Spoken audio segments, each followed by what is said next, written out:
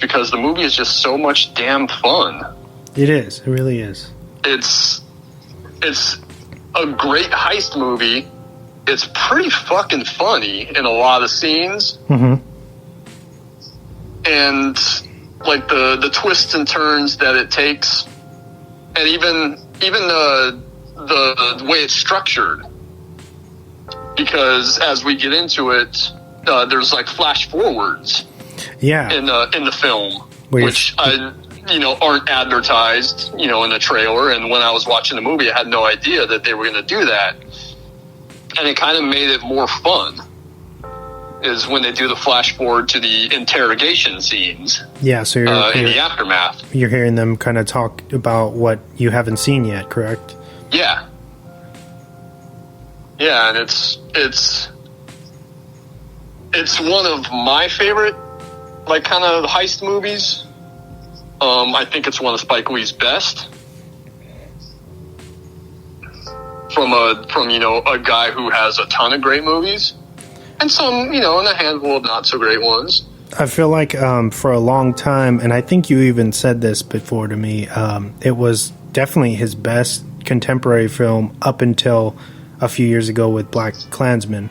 Yeah, he's kind of someone that for every good movie, there's one that's kind of meh. Mm-hmm.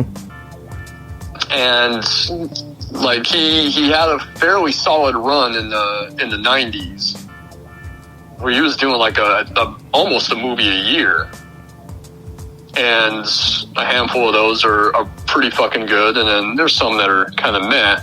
And then I think he only had 3 in the 2000s up through Inside Man, and then the last few movies he made after Inside Man weren't all that great. I think Miracle at St. Anna is pretty good. It's overlong though, mm-hmm. which is the movie that he follows up Inside Man with. But then pretty much everything after that is lower tier Spike Lee. Like Old Boy, right? Yeah, I wasn't into like the Old Boy remake, because the original is just so good. Yeah, that's the thing. It was just like that was a losing battle. I think Josh Brolin's good in it, though. I'll give him that. Yeah, had that movie been like some original material, I think it would have fared a lot better. But yeah, but pretty much that stretch of was that 10 to 12 years between Inside Man and Black Klansman, he didn't have a whole lot of great work, in my opinion. So he has what I think is one of his best prior to Inside Man, which is 25th Hour. Oh yeah, yes. And then he does She Hate Me, which is another one that's very meh. And then Inside Man, and then after that, he kind of has this run of not so great movies. But yes, I think it was, I think it's one of his best, because it's kind of an unconventional movie for him. It was, like you said, it's kind of like this studio heist movie.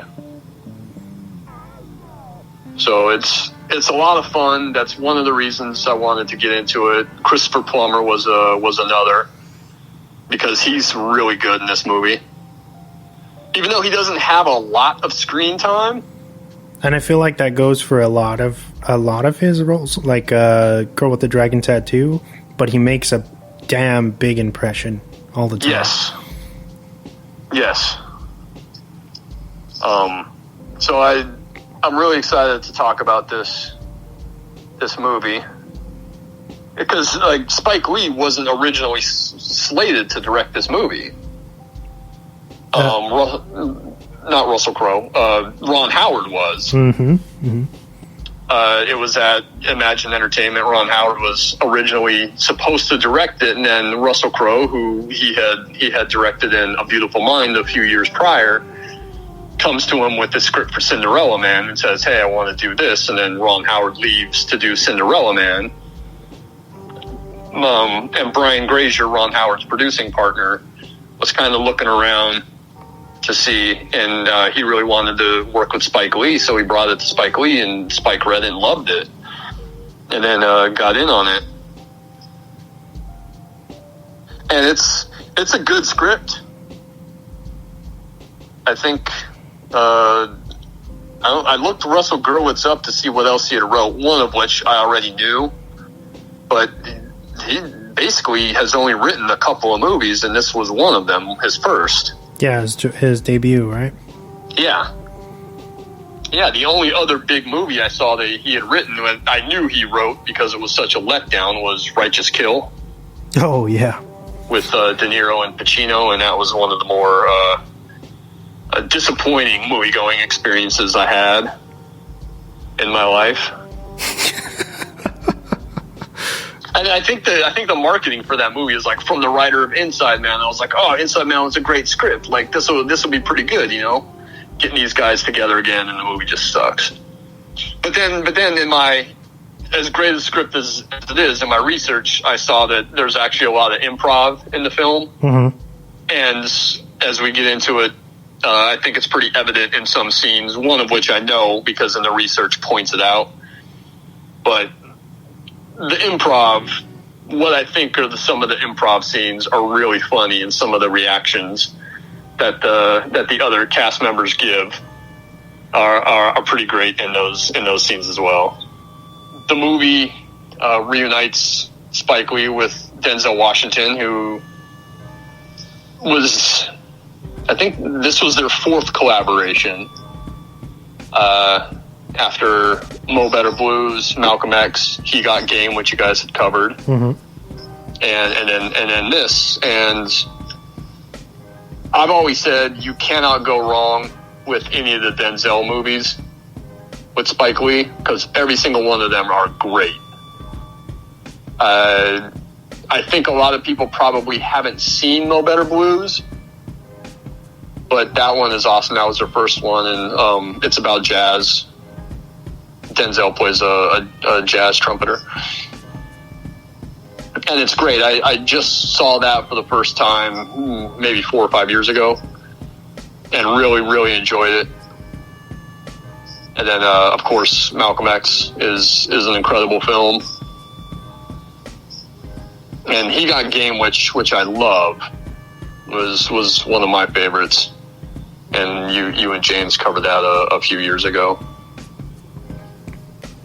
So it was really awesome seeing them reunite on this, especially since it's more fun. Yeah, less serious. Yeah, the other three movies are more dramas, and pretty heavy. Mo Better Blues not as heavy as Malcolm X and He Got Game, but still more of a drama than a comedy. I wouldn't call this an outright comedy, but as we said, there's a lot of funny shit that happens in it, and a lot of funny dialogue. But it was awesome to see them reunite, and unfortunately, this was the last time, or the last film that they've done together so far. And I really hope that they hook up again in the future. I mean, Spike worked with John David Washington, Denzel's son, on Black Klansman. So that was pretty cool, seeing that relationship. But I really want him to make another movie with Denzel. It's kind of like Scorsese and De Niro, mm-hmm. where De Niro did all this great work for Scorsese, and then they didn't work together for like 20, 25 years. So I'm hoping that, even though it's been, 14, almost 15 now, years since this movie came out, I'm hoping that Spike and Denzel get together again before 25 years, definitely, and make another good movie. So we start out with Clive Owen. He's in the dark.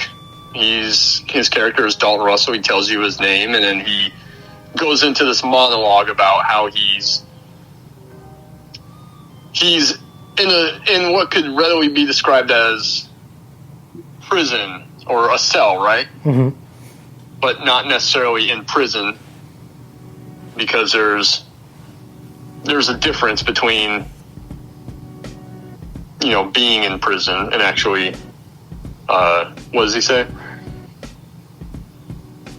There's a difference between a cell and like being in prison, I believe is what he says.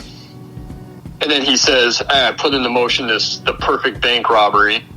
And as he's talking, the lights kind of come up, so he's not in dark and in the shadows as much. And then there's the cool camera trick with the zoom and the dolly at the same time, where it kind of looks like the stretch. They call it the stretch shot. That it's pretty famous in Vertigo. It's like the Vertigo effect that James Stewart gets, and then it's in Jaws too, which is really cool.